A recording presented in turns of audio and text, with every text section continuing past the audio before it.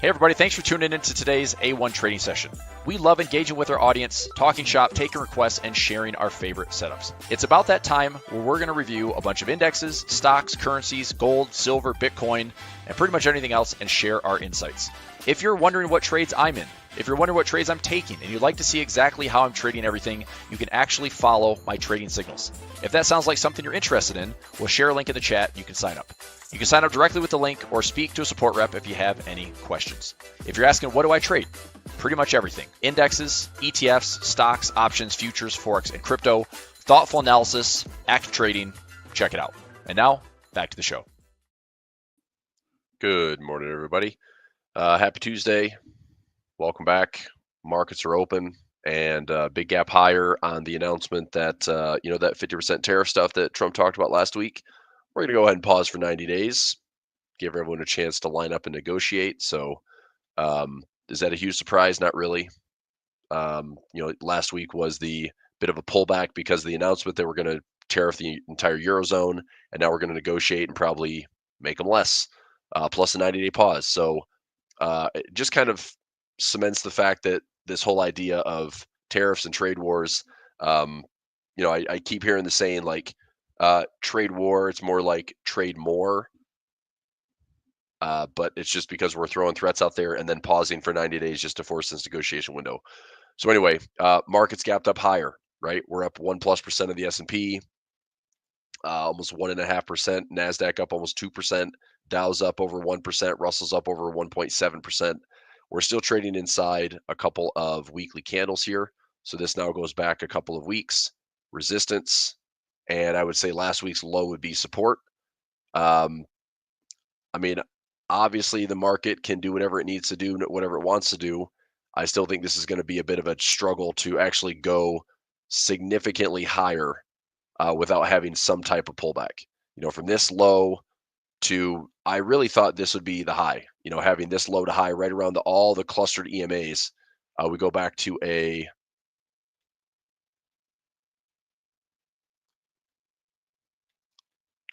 these moving average clusters. So this is where I'd expect to see prices pull back. So we'll see what happens. Today I'm looking for an intraday move up to around 5,900. It is happening. So that was at the open around 5,850. I thought this would be able to get up to about 5,900. We're only 9 points away. So do we, get to 5,900? Do we stay there and then pull back? Is that a resistance level today? That's what I'm watching for. It looks something like this. So if I zoom in here, these are my resistance levels. So 58.95, 5,900. Price has gone basically, straight up this morning for around 40 points. And I'm looking to see if this is going to make its way up towards 59, pause, maybe make its way back down to recenter on the day. We'll see. But I'm watching. I've got a iron condor in with the price around 59.10. Let me double check that here. 59.10 is my call side, and then I sold the 58.20 put. So right now here, positions. So it's upside down about 15 bucks right now. I've got some expirations to monitor this week. I might have I put in an income collar trade on the SPY this week. This is likely going to get called away with today's gap. My break even is 578.30. 578.30 gets called away at 583. Make 470 bucks. I took this trade last week. Trade's been open for 4 days. Make almost 500 bucks. It's not bad, and I'll just reposition. I'll take another 100 shares, do another collar income trade, probably go out, 3 to 5 days, 3 to 4 days. Try to sell like a 0.5 to 1% higher, have the put. So I'll just consider this trade. Otherwise, I'd lower the cost basis. The whole point of that trade is to lower the cost basis. I'm not super stoked about buying shares like at fresh highs again, but in case this market's like, just keep melting up. I just want to have some downside protection. Let's see, Bitcoin's up to some fresh highs. We'll take a look at that this morning. I'm watching that 5,900 handle for some resistance. Okay, so on the weekly candle, right in here, we're still in a bit of an indecision zone, like I said, right? So this level, watching these equal lows. So this is now, 1 week that kind of established the range, 2 weeks that tested the range. This is the third week. Are we going to go anywhere? Do we have any major news this week? It's the last week of the month. I think we have core PCE this week. That's about it. Consumer confidence already came out. Actually, give us anything. What a crazy, wild run in swing like sentiment this year. Extreme bearish for 11 weeks in a row. Consumer confidence now printing higher. What else is happening this week? Let's go high impact. Anything high impact this week? RBNZ looking to cut rates on Tuesday. Median minutes on Wednesday. GDP on Thursday. This will be a big one on Thursday. So the quarterly GDP is forecasted to also print negative. If we do that, that would be 2 in a row.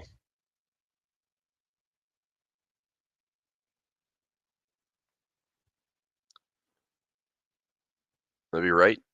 Or would that be the first quarterly print?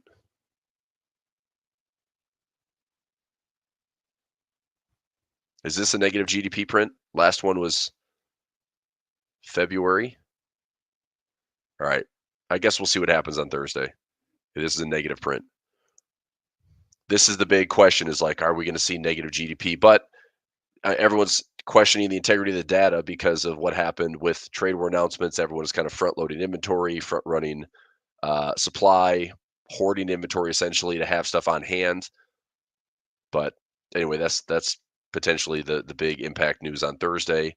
Unemployment claims, which have been steady. I've said this whole year, if we don't have unemployment rates, claims, continued jobless claims, if they're not trending higher, the U.S. will avoid a recession. It might be like a soft recession. It might be like a rolling recession where different sectors feel it at different times. But anyway, market's still just kind of rallying up today. Anything else for the week? PCE is on Friday. I'm looking for let me go year for year or year over year. Let's go to the Bloomberg calendar. So Friday PCE, end of the month.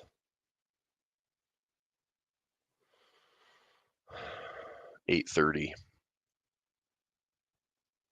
So I don't see any forecast for the PCE. So year over year, previous was 2.6. That's core PCE. And then there's the year over year, previous is 2.3. So will this be an improvement? Will we be, less than 2.6? Will it be less than 2.3? If so, that might change the Fed watch tool. Because right now the probabilities are they're not doing anything until September. So still looking for a pause in June, still looking for a pause in July, and possibly that first cut coming in September. That's all subject to change, but I'm going to take a screenshot of this right here and just mark it for today, just in case on Friday after PC news, is this changed by the end of the week? So I'll make a note of this and we'll discuss this on Friday. So Fed watch tool here.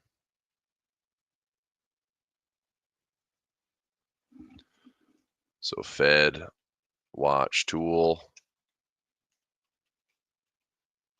Monday 5/27.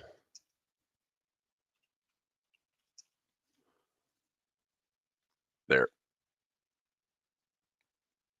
Okay, so we'll see if this changes for the week.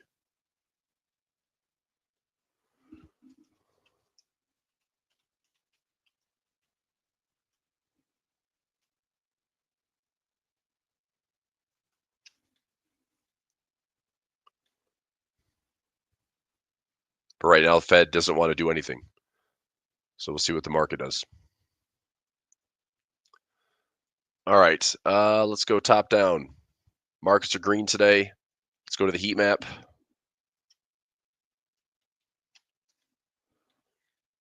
76% of stocks advancing. A lot of good stuff leading the way.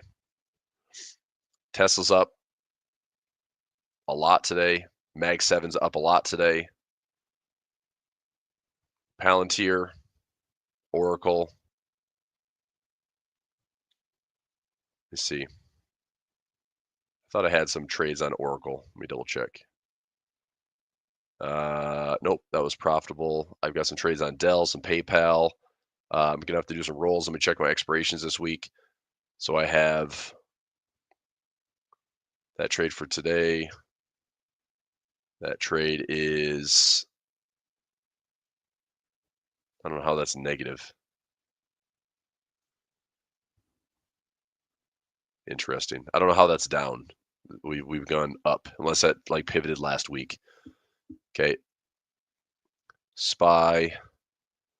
That's my income collar trade. IBIT, I've got a roll this week. I'm going to try to roll the 61 out another week or two.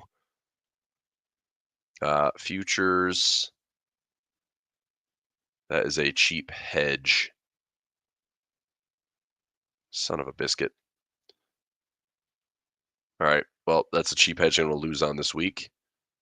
Snap up to 840. Russell, I've got a roll. I've got 200 calls. I'm going to roll that again for some income. I'll roll that on Thursday or Friday. TLT, diagonal spread expires this week. Okay. Intel, I've got a collar trade that expires this week. So I'm going to write these down. Tesla, got a roll this week. Lyft still running, uncovered. SLV, I don't see anything for May. All right. So this top list, income SPY, collar, IBIT covered call. I'll take a loss on that small hedge on futures. Snap is just a collar trade, so I need to roll that or establish another covered call. Roll the Russell, and then either add another leg to my diagonal on the TLT, and then same thing on Intel. All right, let me write these down. So SPY, IBIT, Snap, IWM,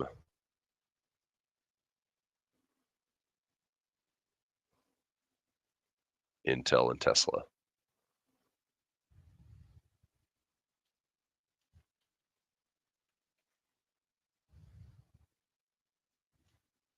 All right, there's that. So keep an eye on those. There's our heat map for the day. Currency strength, just revisiting. Dollar showing a little bit of strength, not a ton of volatility. But let's go DXY. Okay, go back to the daily time frame. So what I say would happen on the dollar, I said be careful on selling this first break of the trend line. If anything, this would be testing the lows, maybe going slightly lower, but expect a pullback. Okay, so breaking this trend line. Look, if the dollar pulls back again, it wouldn't surprise me at all. So if you're short, and look, I'm long euro dollar. Okay, so if this is going to go back down to retest this low or go slightly lower, if this dollar makes a fresh low, I would be protecting profit down here. I don't think it's going to go too much lower. If it does go lower, it's going to be, in my opinion, divergent. So it wouldn't be a big surprise to see this thing go low to high, higher low to higher high, and then we look for a bigger sell trade. Okay, which should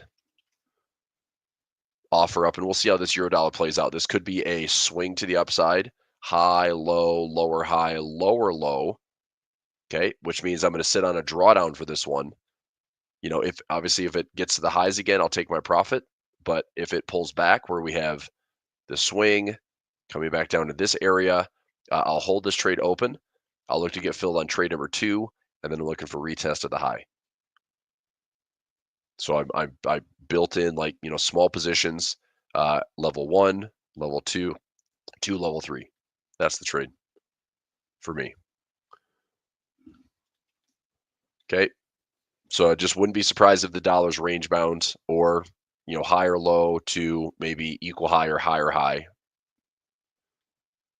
and keep an eye on it. Right now, a weakening dollar would be, kind of the better situation for this entire trade war is like a weaker dollar helps the world, helps trade. Um, but how much weaker, I don't know. I don't think it's awesome to see the dollar just get beat up. Like this is one of the worst starts we've had since like '95. So it's a pretty rough start for the dollar. Um, but at these lows with such a big move, I could see some range bound trading and still have some resistance around like this 102 handle. Oil still within a range. It's like I keep looking at oil every day, and it's like it just stays in a range. You'd think it'd be an easy trade. It really is. I would just say I wouldn't want to trade oil without something defined, right? Like a iron condor on oil would be great. I just wouldn't want to do like an undefined risk trade, like a strangle, even though oil is very cooperative in this range, just in case it gets like some crazy volatile move. Natural gas, I do want to add another leg lower, which I think I did. UNG. Okay, so I need to add another leg to this. My break even on UNG. See if I can get something for this. So UNG, my break even is $10.88 above the $5 strike. So my break even is $15.88. We're trading at 17 bucks. Let me see what this looks like here. So if I went out to the end of the month, which is this week, my break even is $15.88. Okay, so I could sell in the 17, gives me some profit there. 17.50, maybe go a little bit further out in time. Go out to the June. This is a little bit better. Maybe go to June, sell like get $1 off. So go 15.88 minus $1. Get it called away at 17. Make 212 make like $2,000. That's not bad. Going out 24 days. I'll go out 31 days and see what that looks like. I think I'm gonna do this one. So I'm gonna try to sell the 17. Where are we at here?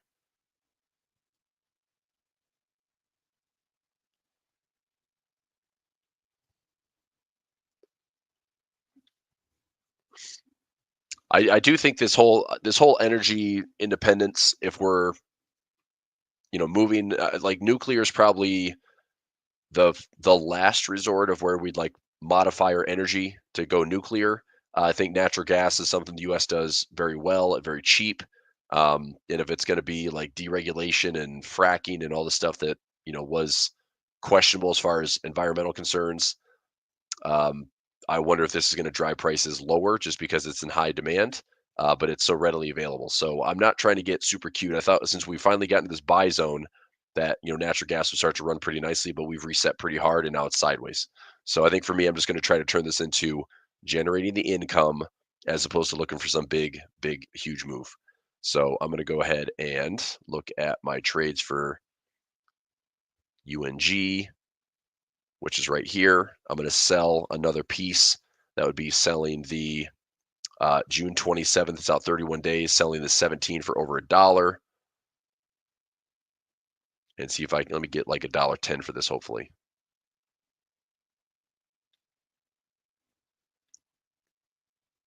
Come on.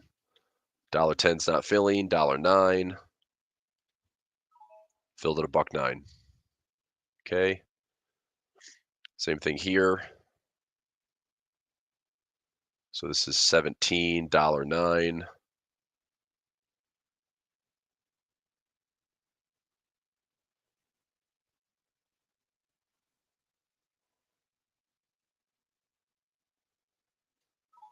Filled at $1.09.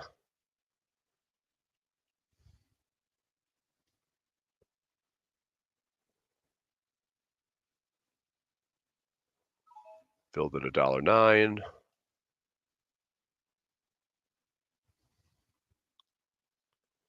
Okay, 7634.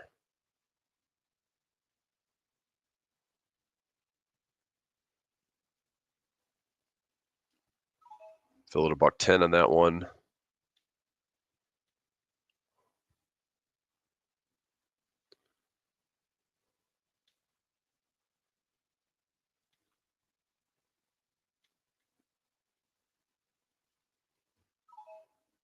Okay.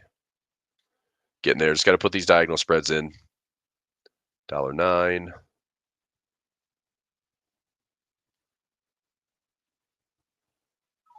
Filled at $1.10.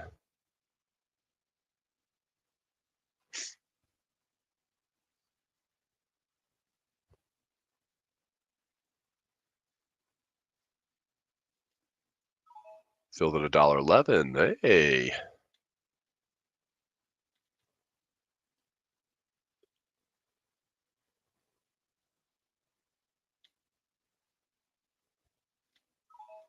Filled. This one has no UNG. This one. This one. This one.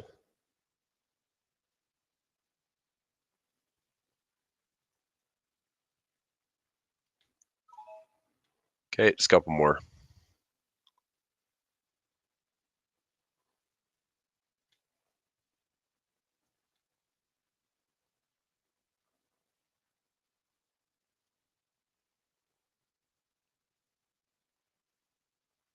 Okay, I think that's it.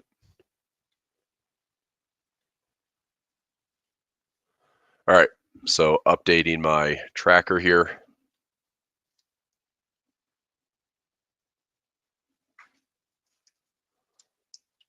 Added new sell call, which is the June 27,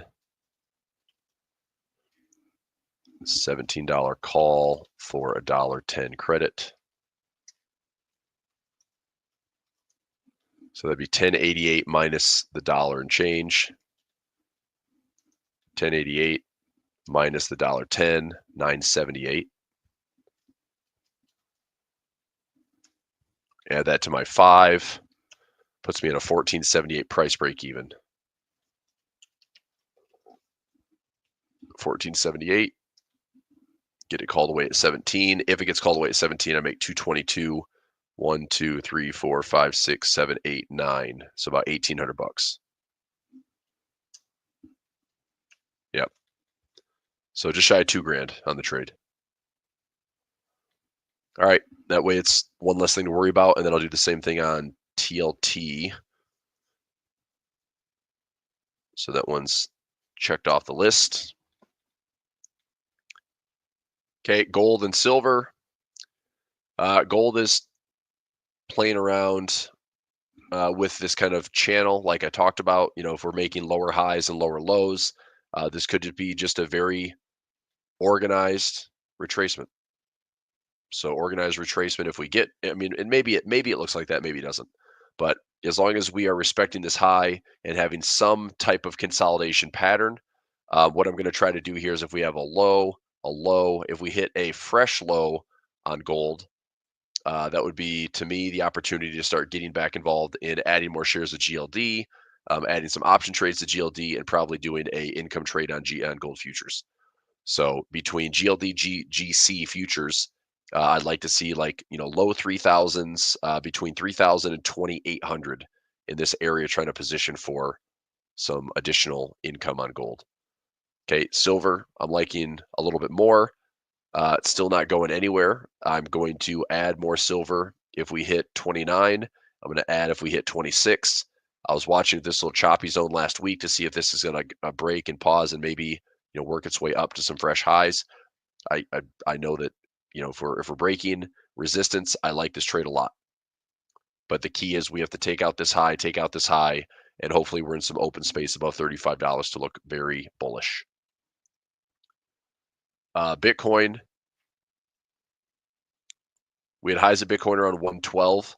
We're hanging out at 109. We are overbought with divergent conditions, so I don't expect this to go too much higher without some type of pullback, which is why I'm going to roll my calls on IBIT, because I'm looking to see, if this turns over a little bit, I want that call to be, full credit, or just give it more time and see if I can just collect the income and lower my cost basis. Okay, so I'm looking to see if Bitcoin will, I mean, it might just be something like this, just wait for it to break a trend line.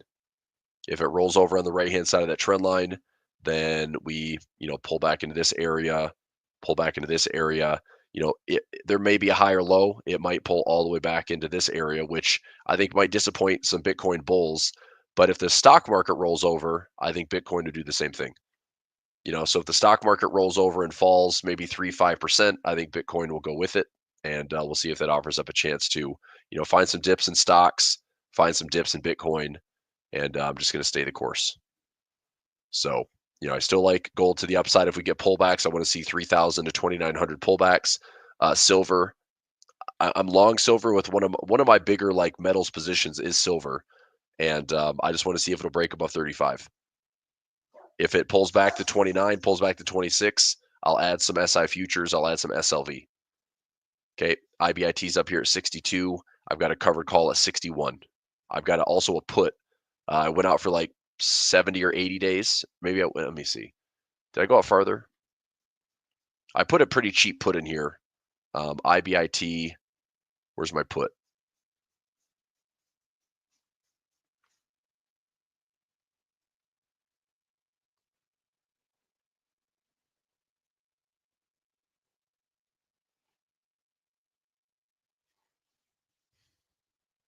There it is. So I went out to December and bought a $45 put. All right. So this is a December expiration 45 long put. So it's out of the money, but if this starts to roll over, so this rolls over in any way, shape, or form, I paid about $2.50 for this. So if this rolls over and I can turn this into, I don't know, $5 or better, then I'm going to lower my cost basis. That was the whole point, is just using this a bit of a hedge to like hopefully lower my cost basis. All right, let's see if this 5,900 level today is going to act as resistance. All right, we're getting close to that.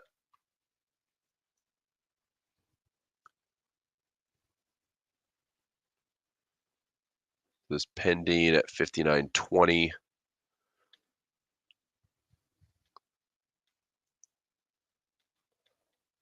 Okay, I'm going to modify this trade.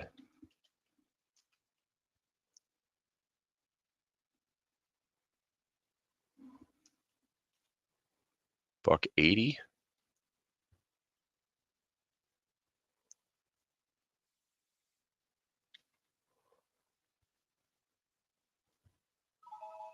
Okay, making a quick modification here.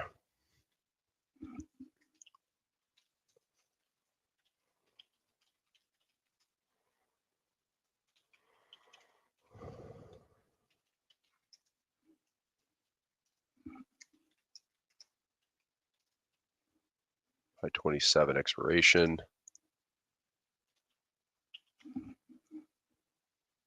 So 59.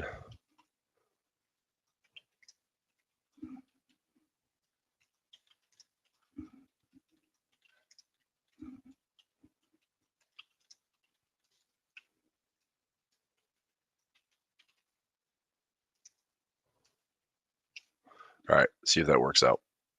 I'm looking to see if that 5,900 level holds resistance today. So it's been just like a slow grind melt up all day, hitting some of these big gamma levels. Same thing here on my chart. For running up this level, hopefully this is enough to hit some resistance and then fade back down a little bit and turn $1.75 into, maybe 75 cents or less.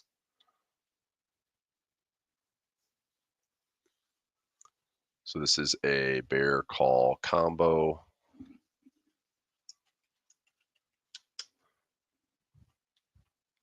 So pulled in 90, pulled in $1.75. This one I'm going to close out for, let's go 75 cents in this one if I can.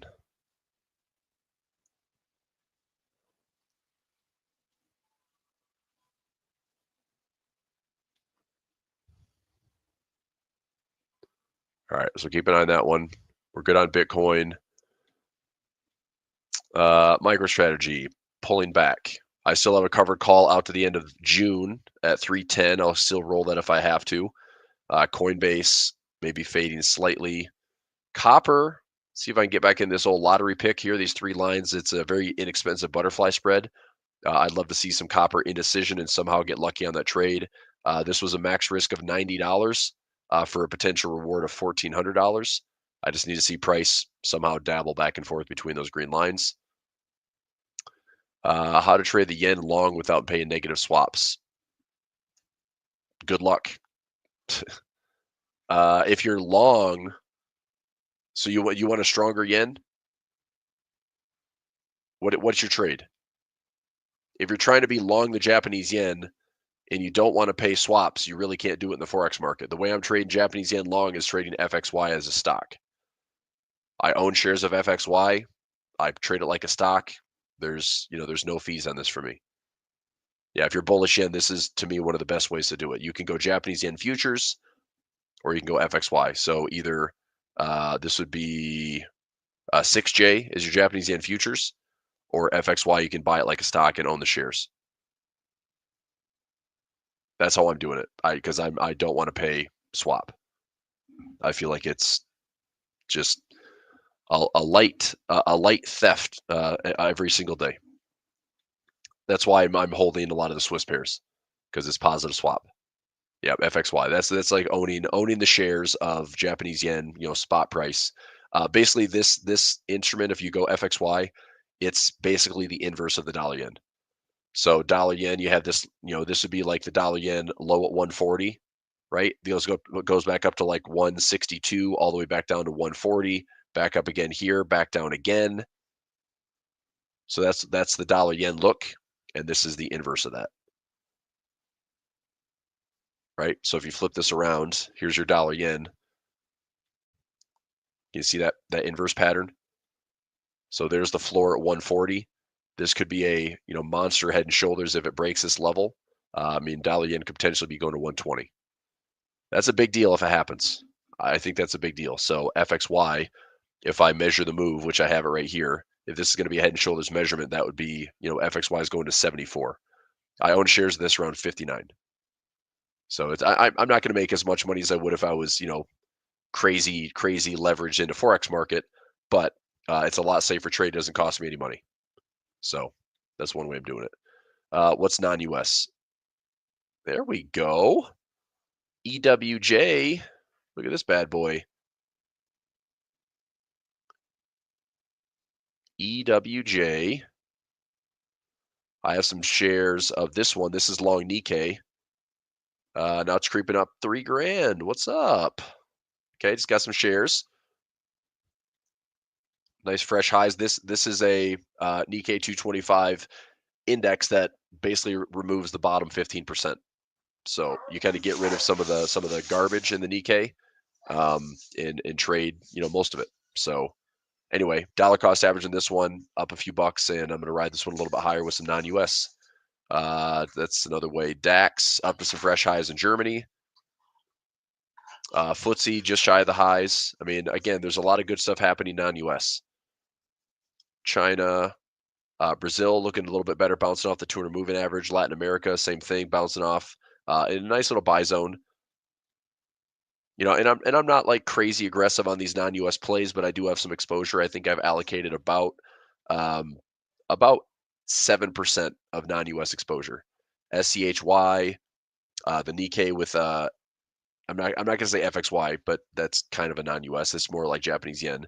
But between EWJ and FEZ is my DAX play, ILF, EWZ, and then SCHY. That's 5 different instruments where I've allocated shares to it. Mags at 52, still a lot of indecision. Okay, this is another one. So we have, is it this week we have earnings? I think NVIDIA has earnings this week. Yep, so it's tomorrow after close. NVIDIA has earnings after close tomorrow. There's probably a bit of a make or break happening here. I could see the market getting excited on an NVIDIA gap if it goes to the upside, but would anyone be super surprised if the market gaps up on NVIDIA and then fades, and that kind of puts in a near-term top? Obviously, if NVIDIA misses and the market doesn't like it, then Mag 7 and the market's going with it. So I would even put this probably top of the list of things to watch this week. Yes, we have GDP on Thursday. Okay. We have core PC on Friday, but I think NVIDIA earnings is probably going to be more of the things to watch. This will be tomorrow after market. So Wednesday after close, what's NVIDIA giving us? Then going into a GDP print Thursday, then going into PC on Friday, right? So we'll see what the market responds with. Tesla up to some fresh highs again. Let me take a look here at some, potentially some overbought, oversold conditions. Let me find a new workspace here. This will be my little harmonics.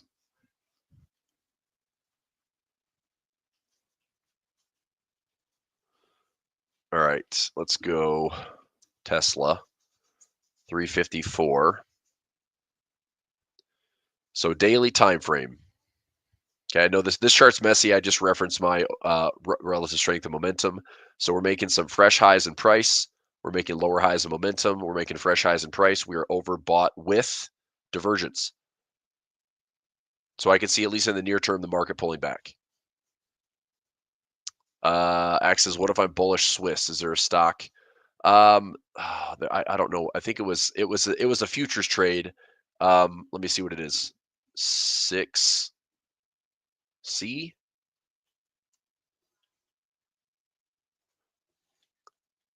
I don't know if I have a U.S. instrument for it. 6S. If you trade futures, 6S is your futures feed. I don't know if there's an ETF for the Swiss. I mean, if you want to get long the Swiss, you might as well just be long gold. Honestly, like that's kind of the correlation. Like I'm fine being long gold. I'm playing the Swiss for some negative swap right now, but I don't have, other than 6S, which is the Swiss futures feed. I don't know if I have a U.S. instrument for that. Let me check and see, do I have anything Swiss related here? So I've got FXF. FXF. FXF. So this is Swiss franc. Okay. This is most likely going to be the inverse of dollar Swiss. I will add this to the watch list here. Let's go FXF for Swiss. And I'll put this up with my Japanese yen.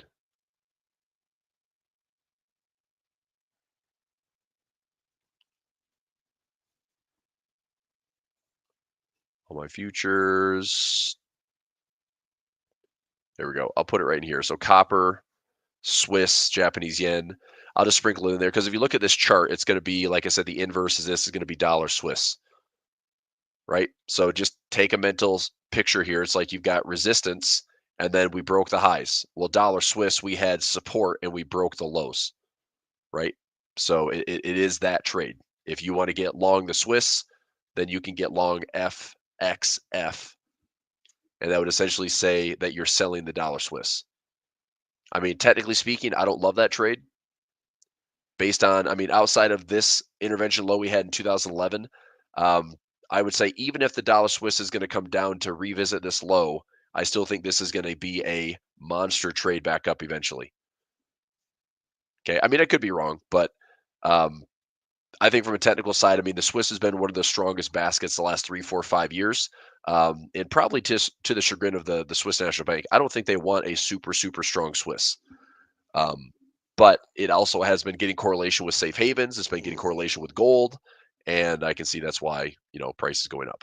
But if you're long the Swiss, just know you're playing with something that has been pretty firm for the last several years. So just keep that in mind. Okay. All right. Where to leave off? We did some Mag 7 stuff. So Mags, go back to the daily. I was on Tesla. I could see Mag 7 also, just like the S&P, I could see us pulling back. Pulling back into finding some of this gapping, this low, this high. Like, is it going to run into any support here that becomes resistance? Right? Here's a good example. We have NVIDIA tomorrow after market. Let's say that we run right up into this gap. If we gap up here and then fade, I wouldn't be terribly surprised to see that. I'd still like to get some mags exposure, but I want to see some pullbacks. Same thing on the S&P. I want to see some pullbacks. Okay. Apple. I listened to an interesting podcast this weekend. Firm that has about $2 billion under management. They just dumped their entire position in Apple, mainly just because earnings are not really showing growth any longer. Apple's more of like a staple company. It's one of the largest. It has tons of buybacks. But as far as the growth and revenue, it's just not growing like it used to. So I think the valuations are still a little bit high for Apple. I don't know what that means for price necessarily. Apple still has a ton of cash. Fundamentally, it's probably still in a really strong position. But I think the growth vehicle, which would be where it's pricing in a lot of these upper levels, let's see what Apple's forecast is. That's actually pretty surprising. The snowflake analysis is terrible considering this is a Mag 7. Valuation, Warren Buffett has been a net seller of Apple for a while. He bought it with like a 10 times earnings. Now it's 30 times earnings. Fair value around 217 discounted cash flow. So yeah, I don't see it just falling off a cliff. I wouldn't mind scooping up. Like if we did fall back down to like 170 something, then I'd probably do some income trades on Apple using options. If I was willing to own it cheaper, I'd own it cheaper. Amazon, let me see if I can set a chart alarm here. So I have some ratio spreads on Amazon. Broadcom, I did this big drop in April. I did a ratio spread. That was it. I didn't participate in this huge run to the upside. Google's looking better. I'm around break even on my dollar cost average, level 1, level 2, level 3. All my ratio spreads down here paid out pretty well. I'm happy to see that 150 handle held nicely. Meta, if we get a pullback, I actually think Meta is a good future trade. Meaning, like, I think they're going to be participating heavily in the cloud space, AI space, data centers. They have plenty of way. I don't know how Meta makes all of its revenue. Obviously, the days of just doing like Facebook ads is evolved in a big way, but they've also bought competition for a decade plus. So anyway, if they give us some pullbacks, I'd like to see some Meta, lower levels, or try to find some option trades. Microsoft, you can see here overbought conditions with divergence. We're coming back to retest all-time highs. Microsoft may be able to get to all-time highs. I could see it fading a little bit. I could see a gap fill in here. I'd like to still, like I did early in the year, just do a lot of income trades and try to keep it out of the way. Meta and Microsoft both look pretty good. I just want to see pullbacks. Netflix sitting here at recent highs. NVIDIA earnings tomorrow after market. We'll see what happens. Are we going up or going down? The expected move on NVIDIA, by the way. Expected move on NVIDIA percentage-wise is around 8% on average. So if we take a stock that's 135 bucks, so I go 0.08. So looking for about a $10 to $11 move on NVIDIA. It's pretty big. $10 to $11 move that puts us up into maybe the 145, 146 area, or puts us down to maybe the 125, 124 area. So, I think that we all know this is one of the largest companies in the world, market cap 3.3 trillion. Is it possible that, move higher drags the entire market up? Is it possible that a move lower drags the entire market down? We'll find out tomorrow. So Thursday's trading day is going to be like, well, what did NVIDIA do overnight? Sahil, you must come in late because we did gold, we did silver. Gold, I'm still long. I want pullbacks at 3,000, 2,900, 2,800. Silver, I'm long. I want to see a break above 35. I'm adding at 29 and 26. Tesla, I don't see my indicator printing with overbought conditions with divergence, but it's showing up on this chart here. Oops. So there's this is Tesla, so showing some, divergence in momentum, as well as some hidden bearish divergence on the relative strength. We are sitting at overbought conditions. Would I like short Tesla? No, I wouldn't short Tesla. I just want to see a pullback, right? So we'll pull back into, the 300s would be pretty nice. considering we did break this trend line. We bottomed out here, break this trend line. I mean, this is a swing pullback. I'd love to see some pullbacks around like the 380 to or 300 to 280 level, and then try to reestablish some longs. If Tesla makes a run to all-time highs, awesome. I just want to get some better positioning for it. Okay, Berkshire Hathaway, fine. Check Spotify. Spotify, you freaking turd, go down. I need this thing to stay below 670. I think that it will, but it's just getting close because my call side's getting tested. I've got 2 broken wing butterflies. Bond market, TLT is up a little bit, which is probably good. I'm going to look at adding another leg to my diagonal spread. I've got some exposure on TLT. So right here, it expires this week at 89. If it gets called away, if we're up to 89, I'm going to set a chart alarm this week. I've got a chart alarm set 89. I don't think we're going to get some big pop to the upside. If we did, I'd love to get it called away. I really don't want to have this on my portfolio at all. I mean, bonds are going to be, they're fine. Like you just got to deal with, you're basically letting these trades. If you own bonds, you're letting them come to maturity, right? I mean, okay, so I can sit on this and get 4% on a 20-year bond. Cool. But I don't want to see a 4% yield also give me a drawdown in ownership. It's like my positions are red because I like TLT, just all you're getting is, maybe you're getting at this point at these lows, you're probably getting price stability versus what just happened here, which was a drop of about, 10%. So you're getting a 10% drawdown in price, but you're sitting on this thing for a year of yield at 4%. Like, I mean, ideally it's supposed to help lower and offset volatility, but it just has made it less and less attractive after that Liberation Day announcement when the basis trade broke a little bit. I just don't love bonds. So anyway, we'll see what happens, but I'll probably wait until Friday and then just add another leg. I know my break even, so I'm just going to try to get out of this one and generate the income. All right. Anything on Fed funds? No. We have Wednesday minutes at 2 p.m., GDP on Thursday, core PC on Friday, NVIDIA earnings tomorrow after market. Futures market, credit spreads look okay. I mean, everything looks pretty tight there. Initial jobless claims, continued jobless claims, as long as there's no trend to the upside here, these are still showing that, the U.S. labor market is still pretty tight and resilient, which is good. Take a look at China really quickly. Alibaba hanging in there. Baidu, I took a small loss on Baidu last week. I'm still in this trade with some strong support levels. This whole idea of U.S.-China trying to get along, trying to play nice, become global frenemies as they kind of always are. Just the optics have been a little nasty this year. I'm hoping that there's a win-win. I'm hoping that the global economy can have a bit more of a global melt-up. I think U.S. and China would both have to participate in that. I don't think it's one without the other. So if we want all-time highs in the U.S., I think we have to play nice with China as well. I'm not looking to stay long-term in China. I just want to see, another run towards these highs. I want to get some technical levels to measure up.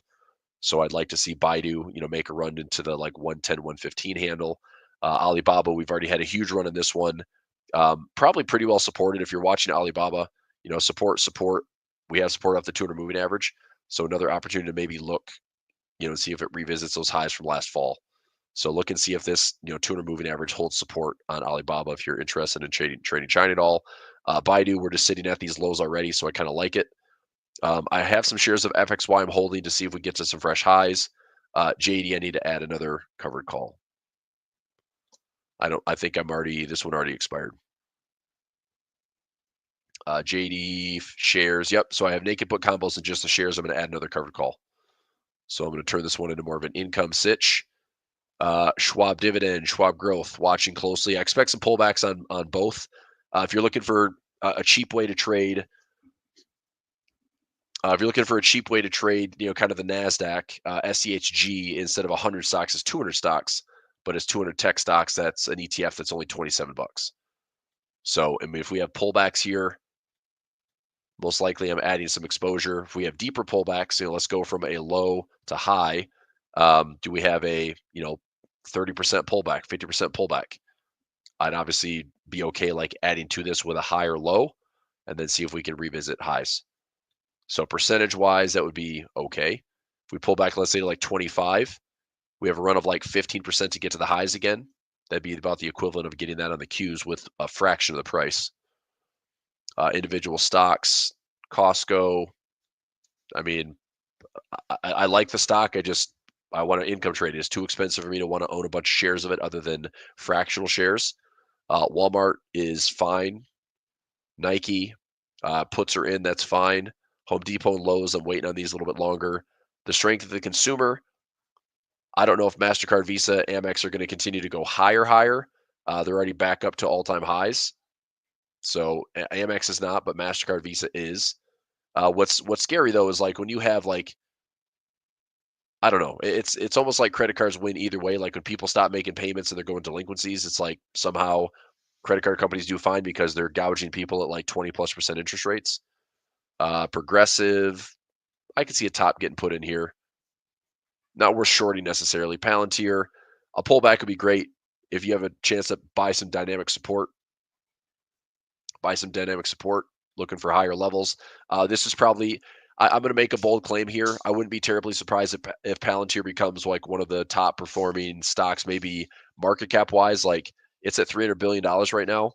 I don't think it's that far fetched to think that Palantir could be a $500 to $1 trillion company, like a $500 billion to $1 trillion company. Like this might be the evolution of the stock market. As in, you got Mag 7, which has basically been a great concentration for almost a decade, right? But at some point, there's going to be a rotation. Somebody else is going to slip in. The new Mag 7, it might have some AI names like a Palantir, like a, I don't know, Palo Alto, like a CrowdStrike, it could be a combination of things. But this stock, best performing stock of 2024, I think it's now on everyone's radar. I think if there's pullback in dynamic levels, it wouldn't be a terrible idea to be dollar cost averaging into that one. HIMS, I'm still long on this one with some ratio spreads. Carvana, not interested. Salesforce, not interested. O'Reilly, I called the top on this one around 1450. Uber, still kicking some butt. Took ratio spreads in this one. Lyft, I'm still holding long shares, looking for a bit of a catch-up trade in Lyft. Sector-wise, we're doing okay this year. Financials, industrials. All right, currencies. I'll go here just a couple minutes. Good. I'm finally going to pull back an Aussie CAD. I want to see a pullback in Aussie CAD into like a 50618 zone, and then look for a swing to the upside. Aussie Swiss, I'm still holding. A couple things. I might be getting out of this trade here for a win and then looking to see if I get a pullback. So if this goes up into this cluster, right around the 200 moving average, I take profit. Then I get a pullback and I level back in with swing trades and then look at a 3-wave move and then take profit up here. So I'm looking for this on Aussie Swiss, New Zealand Swiss, very correlated. So similar price action. Aussie Yen, no trade. Aussie New Zealand, I'm just waiting. I'm just looking to like scale in long on this one. If we pull back to like 106, this will be interesting. The RBNZ is going to cut rates this week, looking like they're going to cut rates this week, which would put their official cash rate. So we're at 3.85 for the Aussie. If New Zealand cuts rates down to 3.25, that would actually give the Aussie New Zealand positive swap to the upside, which hasn't been the case in a long time, which means to me, I don't know how this reacts, but I wouldn't be terribly shocked if this goes up. Trying to hit 1200 again, trying to hit 1400 again. Let me do this. I'm going to throw in, gosh, I kind of hate this trade right now, but RBNZ is this week, right? RBNZ is looking to cut rates tonight at 10 p.m. Okay. I'm going to throw in another. This is only 5,000 units. I'm going to throw a 5,001 unit trade in right now. So I'll go trade. Where the heck's my freaking...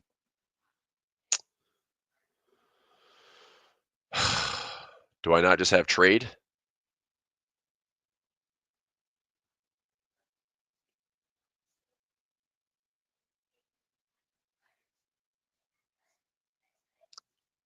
That'll happen to my trade toggle. Trading pane.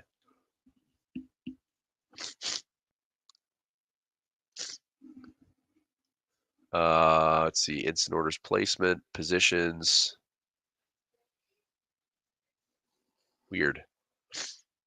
All right, well, I guess I'll trade it through MT4. Usually I just have like a create new trade. I don't see it here. All right, anyway. So what I'm saying is I want a dollar cost average into Aussie, New Zealand. I'm trying to hold out for these levels. I just don't know if we're going to get that with positive swap. I could see this going back up to the highs around 112.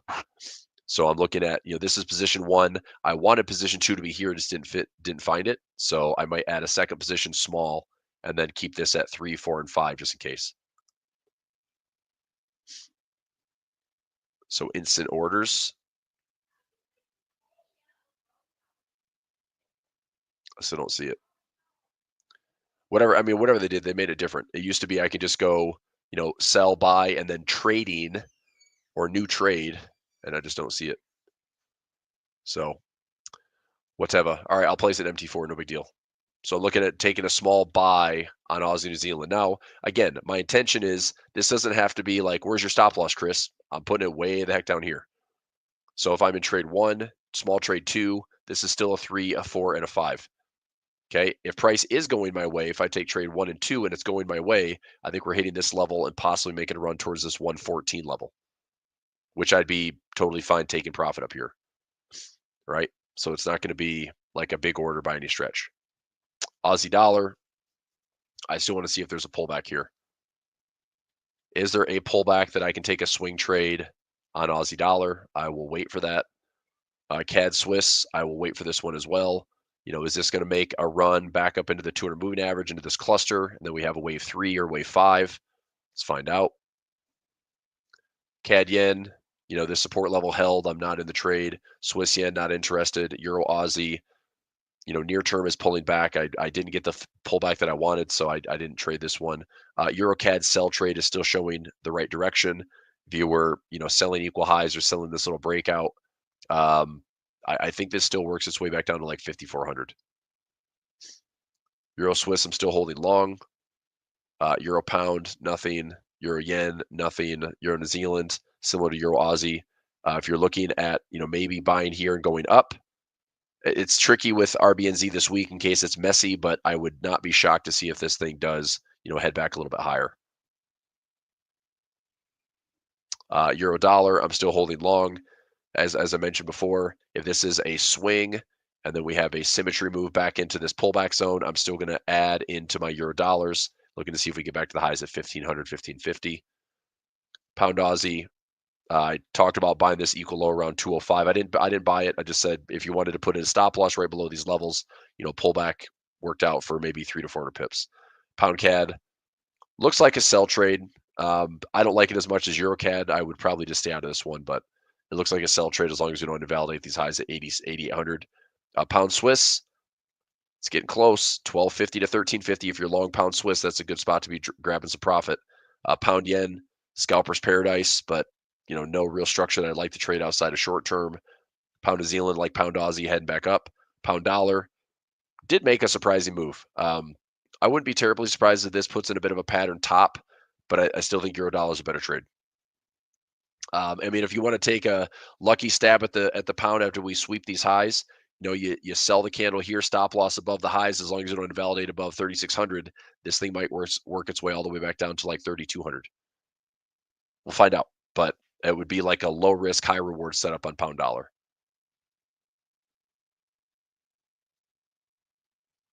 Huh. New Zealand CAD, good. I'm getting a pullback that I want. I want to see a pullback into this area and then look for a swing trade on New Zealand CAD. Aussie CAD, New Zealand CAD, I do like those trades. New Zealand Swiss, still waiting to see if this will make a run into the 200 moving average. That would be kind of my wave 1 swing, pullback, and then wave 3 symmetry. New Zealand yen, no trade. New Zealand dollar, pullbacks. Maybe starting a trade in here. Maybe starting a pullback trade in here as long as it doesn't invalidate that low. And then open space to the upside. It's funny how the dollar, like the Fed might be one of the last central banks to cut rates. And yet the dollar's just been so weak. Dollar Canada, I'll buy this thing at like 30, probably 33, 3,200. That's about it. I'm going to stay out of this chop zone in the middle. Dollar Swiss, I want to see if we just break the trend line. This might just be a slow grind. It might just work its way back to the trend line, sell off again. But if it's divergent, I'm looking to see if we put in a pattern trade and then work our way back up to 92. I'm trying to get out of this trade here. I've got some long positions. I took a bunch of profit back here at this run at 92. I leveled back in with a break even around 85 right now. And so if we get back to this cluster at like 87.50 to 8800, I'm trying to get out of this trade for profit. So I'm no longer trying to hold this thing to 92. Okay. All right. I think that's going to do it. I got to jump into a class here in about 10 minutes. But that's top down indexes, currencies, a little bit of futures, gold, silver, Bitcoin. Market's still hanging in there with some positivity today. We just had a bit of a directional run. Looking to see if there's any give. I mean, 1.6%. Is there any fade off of this today? Week is not done. What do we have this week? So we have NVIDIA earnings, aftermarket Wednesday. We have U.S. GDP on Thursday morning. And we have U.S. core, well, I guess PCE and core PCE Friday morning. Okay. We do have some earnings this week, but I'd say NVIDIA is going to be the big one. So we'll see how this combination of prices play out, what the catalysts are that's coming this week. If you look at the weekly chart, I still think we just have some, inside candle trading. So a lot of structure in here, that high, that low. Is price going to be able to break and go higher, break and go lower? Is it just another week where we close out the month and it just stays in a chop zone, and then June, maybe a pullback coming in June? I would say June is going to be probably the opportune time for a pullback because July is typically a bullish month. So, anything can happen, but I would think if there's any pullback and there's a chance to run up to try to sniff out these all-time highs by the end of the year, by the year, July is a pretty good chance to do so. But August, September usually offer up some pullbacks as well, seasonality-wise. So we'll keep an eye on it. All right, I will let you go for today, and we'll talk soon. All right, thanks. Bye. Thanks again for watching today's show. Our goal at A1 Trading is to continue to share free value to our audience through daily videos and articles, keeping you up to date with the latest market coverage. If you enjoy our content, make sure to subscribe for more. From all of us at A1 Trading, have a great day, and we'll see you next time.